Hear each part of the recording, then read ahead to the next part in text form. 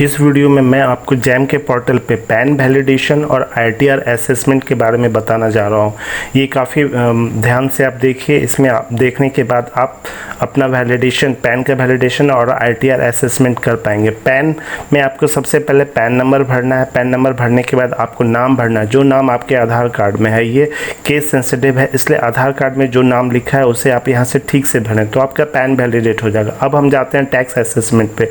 Tax assessment में 4 या 5 data आपको भरना होता है। सबसे पहले डाटा आपको पैन कार्ड नंबर भरना होता है, फिर आईटीआर का टाइप भरना होता है, फिर आईटीआर का ईयर भरना होता है, फिर उसमें आपको टोटल प्रॉफिट गेन भरना होता है, और फिर नीचे आप देखेंगे कि E1A बी और E1B डाटा जो आपके आईटीआर में होता है उसे भरना होता है। तो अभी हम आईटीआर फॉर्म पे जा रहे हैं। आप सबसे ऊपर आप देखेंगे कि एक्नॉलेजमेंट नंबर लिखा है। एक्नॉलेजमेंट नंबर के बाद फिर आप देखेंगे असेसमेंट ईयर लिखा है। असेसमेंट ईयर और एक्नॉलेजमेंट नंबर आप नोट डाउन कर लें। फिर आगे हम इसको आईटीआर फॉर्म को स्क्रॉल करेंगे और अभी हमें ई सेक्शन ढूंढना है। ई सेक्शन में आपका E1A और E1B आपको मिल जाएगा। ये डाटा आप किसी E1A किसी के लिए 0, किसी का भी 0 भी हो सकता है या कोई पर्टिकुलर वैल्यू हो सकता है। E1B यह भी 0 या पर्टिकुलर वैल्यू हो सकता है। इसको आपको नोट डाउन कर लेना है। फिर हम जैम के पोर्टल पे जाएंगे। जैम के पोर्टल पे हम ईयर भर देंगे, किस ईयर का असेसमेंट भर रहे हैं। फिर एक्नॉलेजमेंट नंबर जो हमने नोट डाउन किया है उसे भर देंगे और इसे आप चेक कर लें। अगर ये गलत होगा तो आपका ये वैलिडेट नहीं हो पाएगा। तो उसके आगे हम देखते हैं कि E1A और E1B इसका वैल्यू भी आप आईटीआर फॉर्म से नोट डाउन कर चुके हैं। उसे यहाँ पर आप ठीक ठीक फिलअप कर दें। फिलअप करने के बाद आपको यहाँ वर्ड्स में भी दिखाएगा तो आप इसे चेक कर लें। उसके बाद आपको प्रॉफिट और गेन ढूंढना है, तो फिर से आप अपने आईटीआर फॉर्म में जाएंगे। आईटीआर फॉर्म में जाने के बाद आपको E8 ढूंढना है। E8 जो है वो समेशन होता है वैल्यूज़ का, E2C का, E4 का और E7 का। तो इस वैल्यू को भी आप आईटीआर फॉर्म से देख लें और इसे नोट डाउन कर लें। फिर इसको आपको जैम के पोर्टल में आईटीआर असेसमेंट सेक्शन में भरना पड़ेगा। तो इसे नोट डाउन करने के बाद फिर से आप जैम के पोर्टल पे आएँ और जैम के पोर्टल पे इस वैल्यू को भर दें। इस वैल्यू को भरने के बाद इसका भी नीचे आपको वर्ड्स में दिखाएगा कि आपने जो वैल्यू भरा है उसका वर्ड्स में क्या वैल्यू है।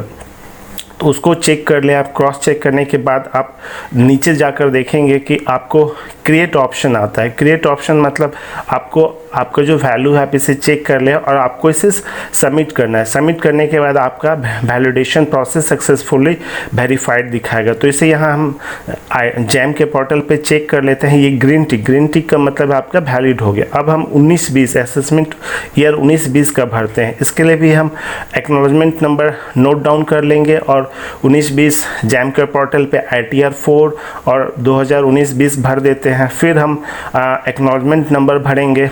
ये सारे वैल्यूज़ हर किसी के लिए अलग अलग होगा। मेरे केस में ये वैल्यू है तो मैं इसे नोट डाउन कर लेता। फिर मैं ढूंढता हूँ हमारा E1A और E1B इसका क्या वैल्यू है। यहाँ फिर हमारा E1A जो है वो 0 ही है, लेकिन E1B उसका एक पर्टिकुलर वैल्यू है तो इसको नोट डाउन कर लेंगे।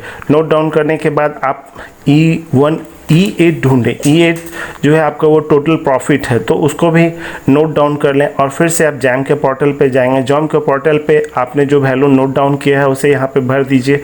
भरने के बाद आप E1A भरे, उसके नीचे फिर E1B जो वैल्यू आपको आईटीआर फॉर्म से मिला है उसे यहाँ ठीक ठीक भर दें।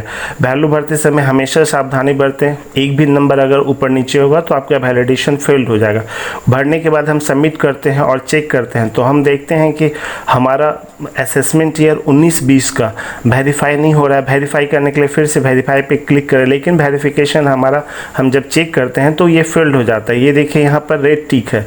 रेड टिक का मतलब है कि आपका वैलिडेशन आईटीआर असेसमेंट जो है वो नहीं हो पाया है। तो आगे हम फिर 2018-19 का भरते हैं, देखते हैं कि ये सही होता है कि नहीं। तो 2018-19 का भी सेम प्रोसेस है। आपको एक्नॉलेजमेंट नंबर लिखना है, फिर E1A E1B इसे नोट डाउन करना है। फिर आपको E8 पे जाना है। E8 पे आपको टोटल प्रॉफिट का वैल्यू होता है उसे भी नोट डाउन कर लेना है।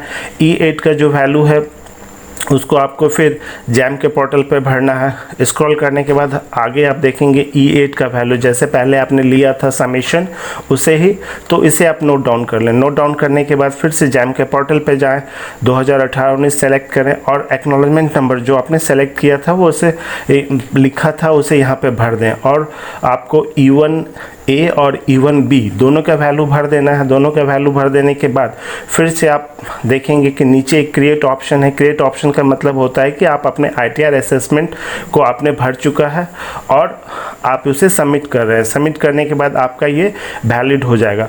आप लोगों को समझाने के लिए मैंने यहाँ पे 3 साल का लिया है ताकि आप समझ पाएँ, जो गलती हुई है उसे सुधार पाएँ। तो मेरा 2018-19 का ITR सक्सेसफुल हो गया है। तो आप देखते हैं कि हमारा 2018-19 और 2020-21 ये सक्सेसफुल हो गया, लेकिन 19-20 फेल हो गया। तो फिर से हम 19-20 को भरते हैं।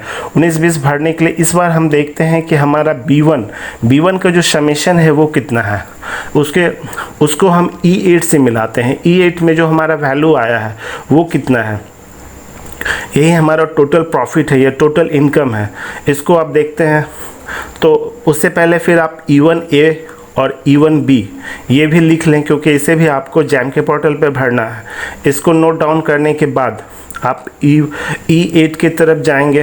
E8 का वैल्यू आप नोट कर लें। तो आप जब E8 की तरफ जाते हैं तो इसका वैल्यू आप देखेंगे कि B5 से इसका वैल्यू 100 रुपीज़ मेरे केस में डेफर हो रहा है। तो आपको ये क्रॉस चेक करना है कि ये 100 रुपीज़ कैसे डेफर हो रहा है।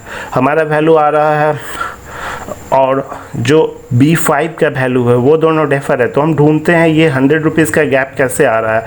तो आप ITR फॉर्म को स्क्रॉल करें, आपको ढूंढना पड़ेगा कि 100 रुपीज़ का डिफरेंस कैसे आ रहा है। तो आप यहाँ पर जब ऊपर से स्क्रॉल करेंगे तो आपको दिखेगा कि इनकम फ्रॉम अदर सोर्सेज, उसमें यहाँ पे 100 रुपीज़ दिखा रहा है। तो अदर सोर्सेज क्या है, तो यहाँ पर दिखा रहा है इंटरेस्ट फ्रॉम सेविंग अकाउंट, मतलब मेरे केस में सेविंग अकाउंट से मुझे 100 रुपीज़ मिले हैं।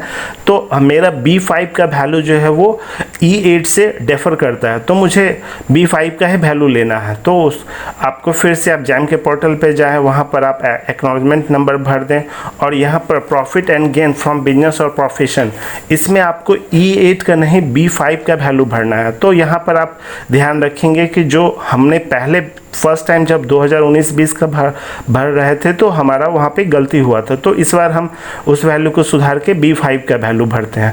B5 का वैल्यू भरने के बाद फिर नीचे आप E1A और E1B का वैल्यू भर दें। दोनों का वैल्यू भरने के बाद आप फिर इसको सबमिट करेंगे। क्रिएट ऑप्शन पे जाएंगे। क्रिएट ऑप्शन पे जब जाएंगे उसे क्लिक करेंगे तो आपका सबमिट हो जाएगा और इस बार आपका 2019-20 का भी वैलिडेशन सक्सेसफुली हो गया। तो इस तरह से आप सीख गए कि क्या गलती होती है जिससे हमारा ITR असेसमेंट फेल हो जाता है। थैंक यू, आपने इस वीडियो को देखा और अगर आपको अच्छा लगता है तो आप अपने दोस्तों के साथ इस वीडियो को जरूर शेयर करें और इसे लाइक कर दें और चैनल को सब्सक्राइब भी कर दें। Okay, thank you.